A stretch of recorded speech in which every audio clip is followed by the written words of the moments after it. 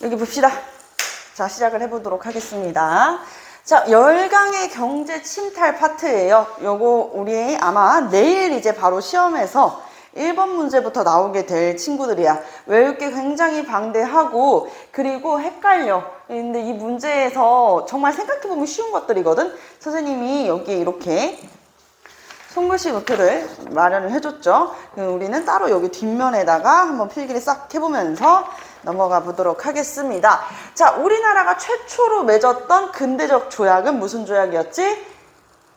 네, 강화도 조약. 연도는?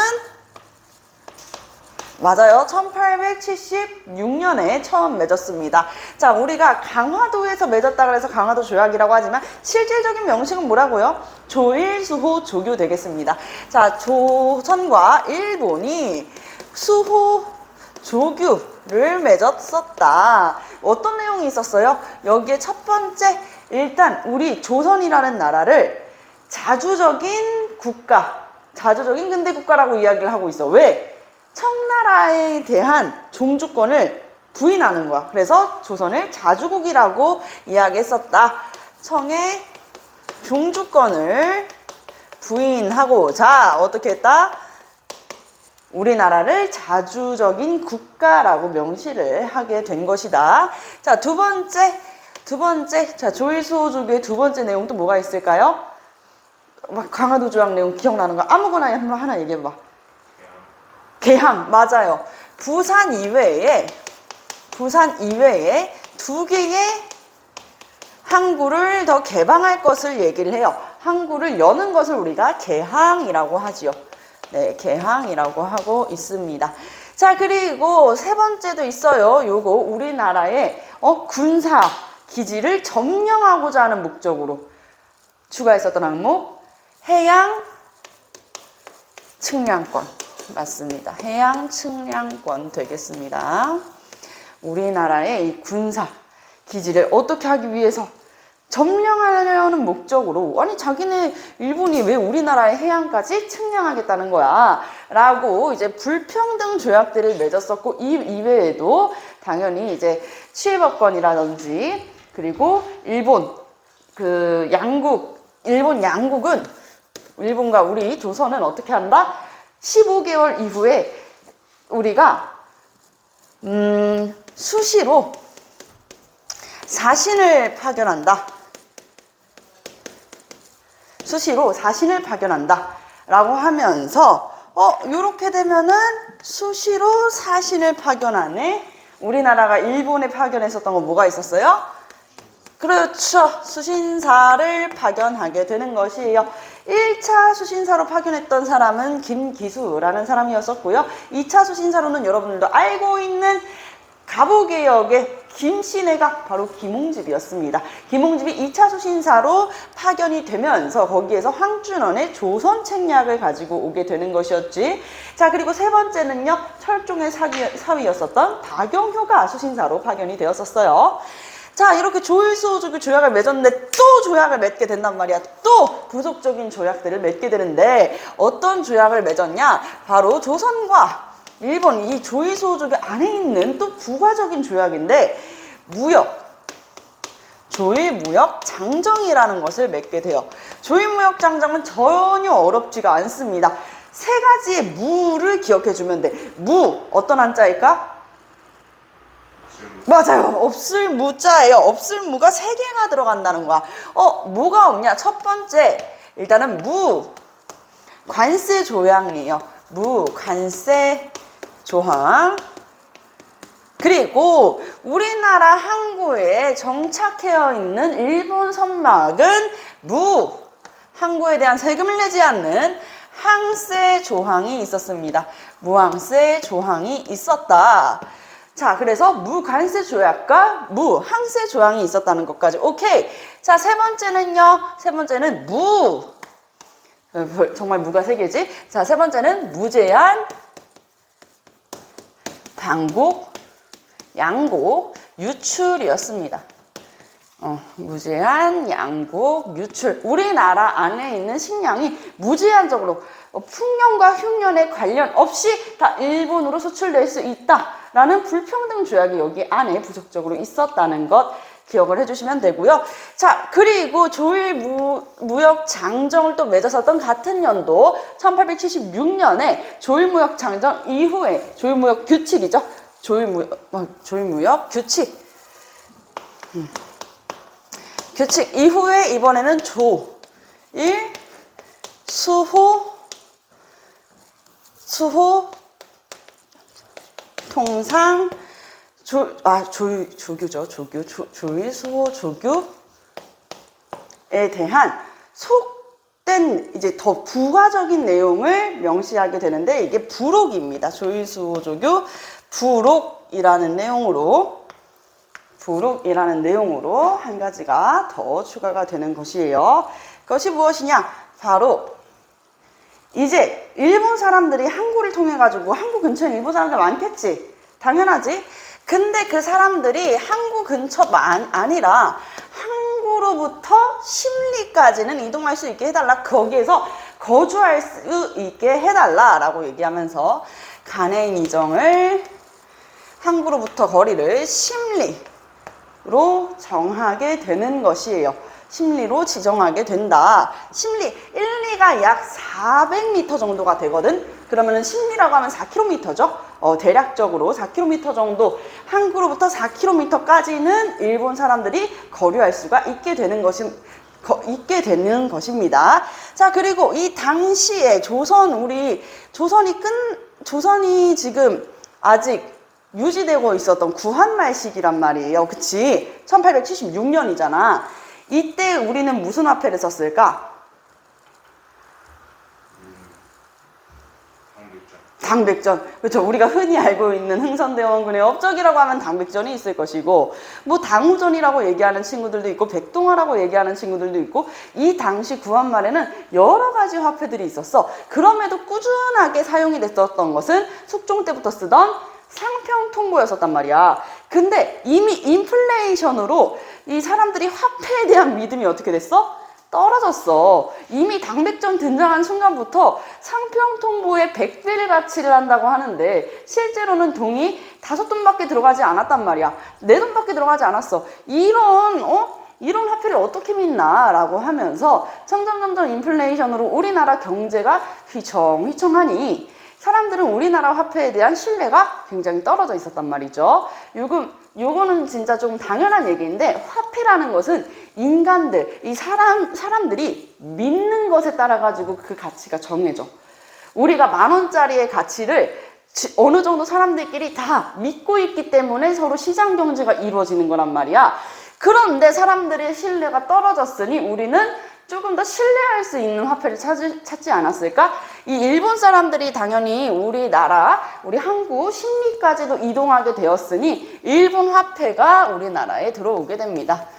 일본 화폐가 우리나라에도 들어오게 되는 것이다 하면서 우리나라 항구에서는 일본 화폐를 사용했었고요.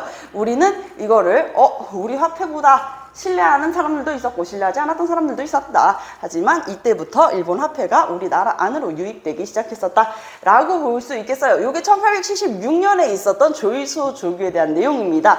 자, 부산 이외에 항구가 개항되었었다. 요거 조금 기억을 해주시면 좋은 게, 부산 이외에 그래서 어떤 항구가 개항이 됐었냐. 자, 부산이 제일 먼저 열렸습니다. 부산 다음이 잘 안 보이나요? 원산. 그리고 마지막이 인천이었어요. 부산이 개항됐을 때는 이제 76년, 원산은 80년, 인천이 83년 되겠습니다. 같이 기재를 해주시고요. 자, 그렇게 때는 바야흐로 1882년이 되었습니다. 1882년이라 그러면 우리가 딱 우와 이거 우리나라 안에서 굉장히 큰일이었는데 하는 게 이제 2가지가 있어. 뭐냐면 이때 수신사로 파견됐던 사람 중에 2차 수신사에 김홍집이 있었다 그랬지? 김홍집이 일본에 갔다가 요 책 한 권을 가지고 와. 바로 조선책략이라는 책이었어. 중국인 황준원이라는 사람이 썼었거든. 황준쉔. 자, 조선책략 무슨 뜻이냐? 조선들아, 너네들이 지금 이 혼란한 시기에서 살아남으려면 어떻게 해야 되냐? 러시아를 견제하고 조선은 우리 중국을 믿고 일본과 친해지고 미국과도 이제 우리가 맺어야 된다는 거야. 친구 관계를 맺어야 된다는 거야. 이때 이제 되게 많은 사람들이 이 일본과 미국에 대해서 부정적인 생각으로 반대를 했었죠. 대표적으로는 이제 영남의 유생들이 영남만인소라는 상소를 고종께 직접 올렸습니다. 하지만 고종께서는 누구의 손을 잡았어요? 바로 김홍집의 편을 들었어요. 아, 맞는 것 같다. 러시아를 견제하고 우리가 지금은 손을 합쳐서 근대화를 이렇게 해야 될 때라고 생각을 했었기 때문에 이 조선 책략 이대로 하자. 우리가 누구랑 친해지자? 미국이랑 친해져야겠다라고 해서 중국이 이 가운데에서 중국이 도와줬어. 가운데서 중재를 해줬단 말이야. 그러면서 맺게 되는 것이 바로 조선과 미국입니다. 조선과 미국이 수호 통상 조약을 맺게 된다는 것. 자, 조선과 미국이 수호 통상 조약을 맺는다. 대표적인 내용들, 일단은 무관세라고 하는 양아치 같은 조약은 일본만이었어. 미국은 관세를 부과하겠다고 이야기를 했고, 관세를 부과하겠다고 우리한테 얘기를 했고, 그리고 조선아, 너네들이 솔직히 생각했을 때도 강한 나라는 아니잖아. 너희가 분명히 이 나라끼리의 외교 문제에 있어서 조금 불리할 때가 있을 거야. 그때 우리가 도와줄게 라고 얘기하는 거중조정. 우리가 가운데서 그때는 조정해줄게, 조율해줄게 라고 얘기했었던 거중조정까지가 있었습니다. 자, 그리고 이 관세 부과와 거중조정은 사실상 우리한테 플러스가 되는 요인들일 수 있어. 하지만 이 플러스가 되지 않고 엄청나게 큰 타격을 입혔던 게 바로 이것입니다. 최혜국 대우. 자, 최혜국 대우는 말은 예뻐 보일 수 있으나 절대 좋은 것이 아니라는 것을 이야기해드리고 싶어요. 최혜국 대우라는 것은 무엇이냐? 쉽게 얘기하면은 이거야. 내가 만약에 어머니 생신이어가지고 어머니한테 뭐 비싼 가방을 하나 해드렸어.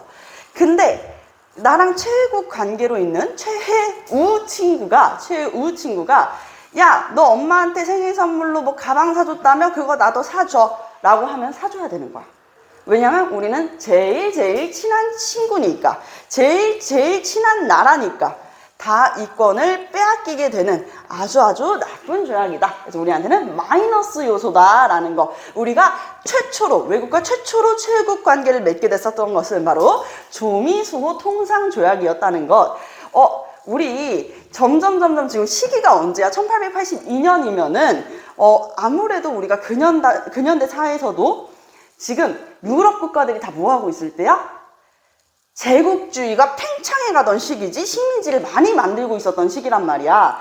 이때 다른 나라들도 막 식민지를 만들려고 가가지고 막 깃발 꽂고 막 전쟁하고 그런 건 언제적 얘기야.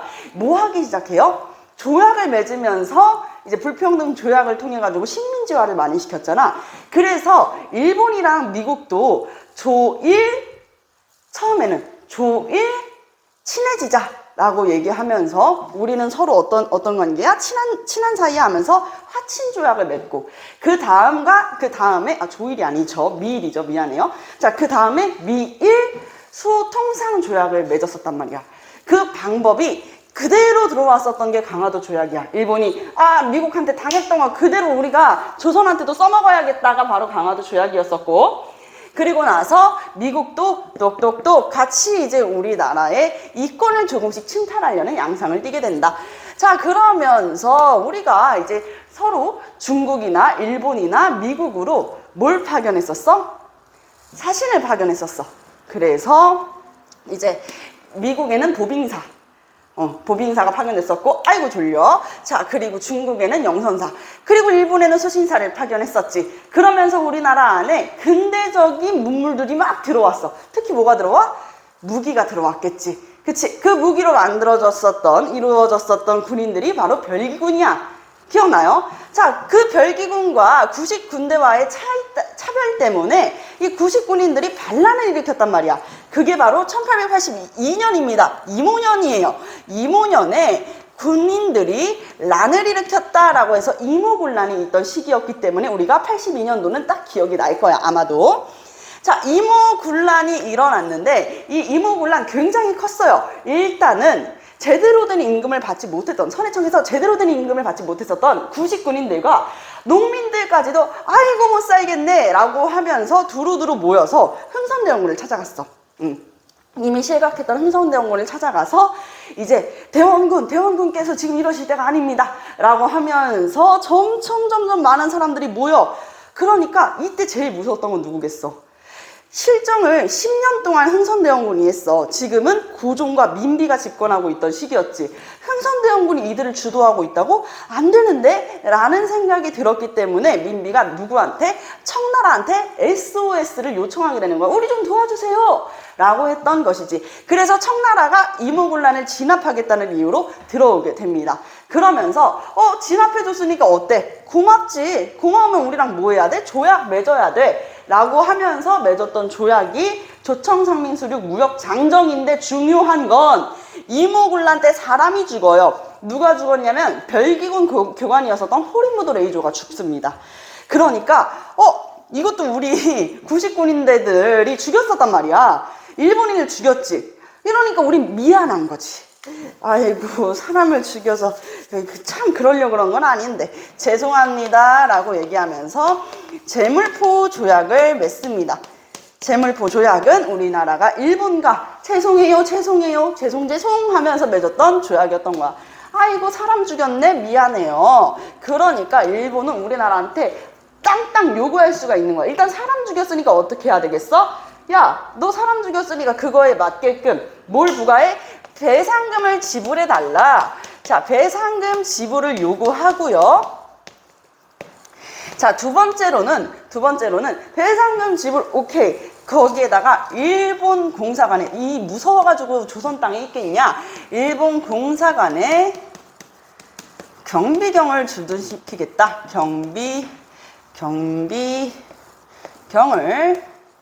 경을 주둔시키겠다 라는 내용의 우리가 승인을 하게 되는 것입니다. 야, 무서워가지고 조선에 우리가 맘 놓고 있을 수 있겠냐? 경비력 좀 강화 좀 시켜야겠는데? 주둔 좀 시켜야겠는데? 군대 좀 놔둘게. 어때? 할 말 있어? 없습니다 가 되었던 것이에요. 그리고 나서도 일본이 분이 안 풀리는 거야. 이씨 조선 놈들 말이야. 사람 죽여놓고 이렇게만 딱 맺어놓으면 끝이야? 라고 얘기를 하니까 우리가 아유 뭐 또 원하시는 게 있으신가요? 있었어요. 바로 조, 일, 수호, 조규, 강화도 조약 안에 있는 내용 중에 강화도 조약 안에 있는 내용 중에 또 속약을 맺는 거야. 그 안에 또 하나의 약속을 맺는 거야. 요거는 그렇게 어렵지 않아요. 요거랑 이어집니다. 부록과 속약은 이어지게 되는데 우리가 부속 조약이라고 하잖아. 부속 조약. 부가 먼저고 속이 나중이야. 알겠지? 부속 조약. 속이 나중이고 내용도 이어집니다. 내용도 이어져요. 간행이정이 지금 심리로 되어 있잖아. 간행이정이 지금 심리로 되어 있는데 심리로 되어 있는 것을 오심리로 확대하게 되는 것입니다. 그리고 2년 뒤에는 어떻게 한다? 2년 뒤에는 2의 2배가 되는 백리까지 확대한다. 백리로 확대한다. 라는 내용이었어. 일본은 야 조선아 너네들 우리한테 미안한 거 있지? 그러니까 이렇게 조약 맺자고 라고 당당하게 요구를 했었던 것이에요. 자 그리고 우리가 이모군란을 누구한테 진압해달라 그랬다고? 청나라한테 진압해달라 그랬다고. 그치? 청나라 입장에서 야 우리 어때 좀 고맙지? 라고 얘기하면서 우리가 요구하는 것도 들어줘. 조청상민수륙 무역장정이라는 것을 맺게 됩니다. 자, 조청상민수륙 무역장정을 맺게 된다. 여기에서 선생님이 옆으로 조금만 더 이동을 할게요. 네. 자, 조청상민수륙 무역장정까지 맺게 된다. 자, 이게 제물포조약이랑 조일수조교 소약이 구체적인 시기는 1882년에 7월 달이었었고, 이 조청상민 소륙 무역 장경이 8월 달이에요. 이게 조금 더 나중이야. 어떤 내용이 들어가 있냐면, 그동안 청나라가 우리나라한테 제일 원했던 게 무엇이었을까? 일단 조일수조교가 굉장히 마음에 들지 않아. 우리나라가 외국과 맺었었던 최초의 조약이자, 근대적 조약이자 불평등 조약이었었던 이 조일수조교, 한마디로 강화도 조약에서는 우리 조선이 무슨 나라라고 이야기했어요? 자주국가라고 얘기했어요. 그러니까 청나라 입장에서 아니야, 조선은 말이야 우리나라의 종주국이야 라고 이야기를 하고 싶었던 거야. 그래서 조선을 청나라의 속국으로 명시를 합니다.